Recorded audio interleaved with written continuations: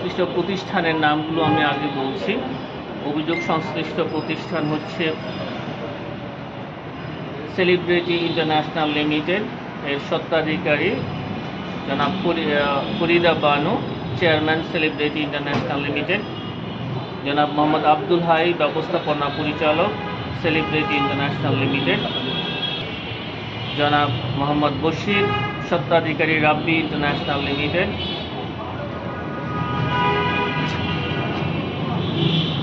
জনাব হিফজুল বারি মোহাম্মদ লুৎফুর রহমান, স্বত্বাধিকারী আর্বিং enterprise limited. অভিযোগ সংশ্লিষ্ট জনাব বিশ্বজিৎ ঝা, স্বত্বাধিকারী অদিতি ইন্টারন্যাশনাল। আমি যে চারটি প্রতিষ্ঠানের নাম উল্লেখ করেছি, সেই চারটি প্রতিষ্ঠানের সংশ্লিষ্ট ব্যক্তিগণ পরস্পর যোগসাজশে অপরাধজনক বিশ্বাসভঙ্গের মাধ্যমে অসৎ উদ্দেশ্যে সরকারি ক্ষমতার অপব্যবহার করে বাইরার বিভিন্ন পদে দায়িত্ব পালনকালে সিন্ডিকেট করে বিএমইটি ও বাইরার রেজিস্ট্রেশনের শর্ত ভঙ্গ করে সরকার নির্ধারিত ৭৮,৯৯০ টাকায় অতিরিক্ত টাকা গ্রহণপূর্বক মালয়েশিয়ার শ্রমিক রিক্রুটের জন্য এজেন্ট হিসাবে নিয়োগপ্রাপ্ত হয়ে রিক্রুটেড শ্রমিকদের অবৈধভাবে ক্ষতি সাধন করে বিভিন্ন ধাপে বাড়তি অর্থ গ্রহণ করা হয়। এছাড়া সরকারের এজেন্ট হিসাবে অবৈধ পারিতোষিক গ্রহণ করে মালয়েশিয়ায় প্রেরিত কর্মীদের নিকট হতে পাসপোর্ট, স্বাস্থ্য পরীক্ষা এবং প্রতি কর্মীর নিকট হতে নির্ধারিত ফিয়ের অতিরিক্ত অর্থ গ্রহণ করে এই চারটি প্রতিষ্ঠান সর্বমোট ১৮,৫৬৩ জন কর্মীকে বিদেশে প্রেরণ বাবদ ৩১,৩১০ কোটি ৯৩ লক্ষ টাকারও বেশি অর্থ আত্মসাৎ এবং উক্ত অর্থ স্থানান্তর, রূপান্তর ও হস্তান্তর করার অপরাধ অনুসন্ধানকালে প্রমাণিত হয়েছে।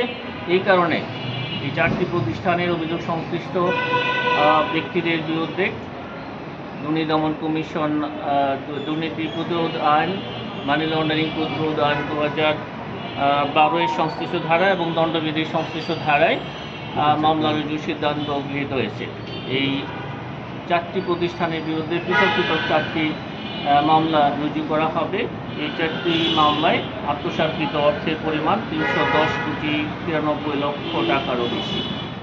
অভিযোগ সংশ্লিষ্ট বশির আহমদের প্রতিষ্ঠান বি&বি ইলেকট্রনিক্সের কর্মচারী মুস্তাফিজুর রহমান ও সিন্ডিকেট সদস্য মোহাম্মদ আবুল কালামের মাধ্যমে কৌশলে গ্রামের সহজ সরল কৃষক ও খণ্ডকালীন শ্রমিক নুরুল বশর, মোহাম্মদ আয়ুব, মোহাম্মদ ইউনুস ও মোহাম্মদ ফরিদুল আলমগণের ব্যক্তিগত তথ্য সংগ্রহ করে ব্যাংক শাখার কর্মকর্তাদের দিয়ে ক্ষমতার অপব্যবহার করত অপরাধজনক বিশ্বাসভঙ্গের মাধ্যমে ভুয়া ও অস্তিত্বহীন প্রতিষ্ঠানের নামে ব্যাংক হিসাব খুলে ঋণ অনুমোদন করিয়ে ঋণের ৩১,৬৯,২৫,০০০ টাকা আত্মসাৎ করে উক্ত টাকা হস্তান্তর, স্থানান্তর এবং রূপান্তর করার অপরাধ অনুসন্ধানকালে প্রমাণিত হয়েছে। এই কারণে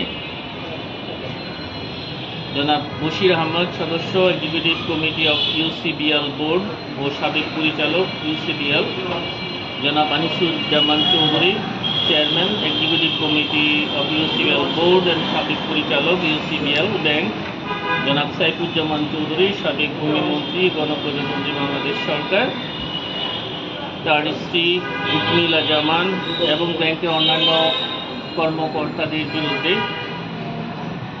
দণ্ডবিধির সংশ্লিষ্ট ধারা এবং দুর্নীতি প্রতিরোধ আইন ১৯৪৭ এবং মানি লন্ডারিং প্রতিরোধ আইন ২০১২ সংশ্লিষ্ট ধারায় চারটি পৃথক পৃথক মামলা রুজু হয়েছে। এটা একটু বলে নিই, এটা হচ্ছে আমরা ইতিপূর্বে আপনাদেরকে জানিয়েছিলাম যে মালয়েশিয়ায় শ্রমিক পাঠানোর ক্ষেত্রে সংগঠিত দুর্নীতির অভিযোগ অনুসন্ধানকালে যেসব অভিযোগ ইতিমধ্যে প্রমাণিত হয়েছে সেগুলো আমরা পর্যায়ক্রমে মামলা রুজু হচ্ছে এবং গত সপ্তাহে আমরা ৬টি মামলা রুজু করেছিলাম। আজকে আমরা আরও 4টি মামলা রুজু করতে যাচ্ছি, যেগুলি ইতিমধ্যে কমিশন কর্তৃক সিদ্ধান্ত গৃহীত হয়েছে।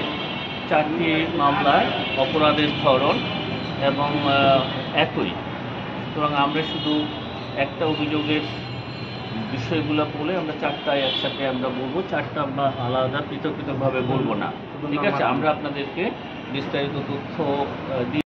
বিএমইটির যোগ সদস্যের কথা আপনি বললেন অভিযোগের সময়, তো এই ডিএমইটি বা সরকারের অধিদপ্তরের সংশ্লিষ্ট অধিদপ্তরের তাদের বিরুদ্ধে কোনো ব্যবস্থা নেবে? কারণ এই আসামি সবগুলো হচ্ছে এজেন্সি সংশ্লিষ্ট, তাদের বিরুদ্ধে আপনার পদক্ষেপটা কী হবে? প্রাথমিক পর্যায়ে আমাদের অনুসন্ধান দলের নিকট যে সমস্ত রেকর্ডপত্রাদি এসেছে সেগুলির পর্যালোচনা করে যাদের সুনির্দিষ্টভাবে যাদের বিষয়ে অপরাধ প্রমাণিত হয়েছে তাদের বিষয় এখানে এসেছে এবং তদন্তকালে আরও রেকর্ডপত্র সংগৃহীত হলে আরও যাদের সম্পৃক্ততা পাওয়া যাবে তদন্তকালে তাদেরকে অবশ্যই এই মামলায় অন্তর্ভুক্ত করা হবে। আর সংখ্যাটা যদি একটু আমরা আপনাদেরকে অ্যাকচুয়ালি এখনই সংখ্যা নির্ধারণ করে দিতে পারবো না, কেননা অনেকগুলো প্রতিষ্ঠান নিয়ে কাজ করা হচ্ছে, যেগুলো অনুসন্ধান ইতিমধ্যে শেষ হয়েছে সেগুলি আমরা আপনাদেরকে জানাচ্ছি। সবগুলো এজেন্সি, যেসব এজেন্সি অপরাধের সাথে সম্পৃক্ত হবে এবং সেটা যদি দালিলিকভাবে প্রমাণিত হয় সবগুলো প্রতিষ্ঠানের বিরুদ্ধেই মামলা রুজু হবে। সাধারণত তো সব প্রতিষ্ঠানে এই 78 বা 79 আমি আপনাকে সরকারি হিসাবে তো 5 লাখ টাকা সবাই নিয়ে থাকে, তাহলে তো সব এজেন্সি এরকম? আমি আপনাকে এখনই সুনির্দিষ্টভাবে প্রতিষ্ঠানের সংখ্যা এবং মামলার সংখ্যা কী হবে এটা অনুমান নির্ভর হয়ে যাবে, সেটা বলা ঠিক হবে না। আপনাকে অনেক ধন্যবাদ।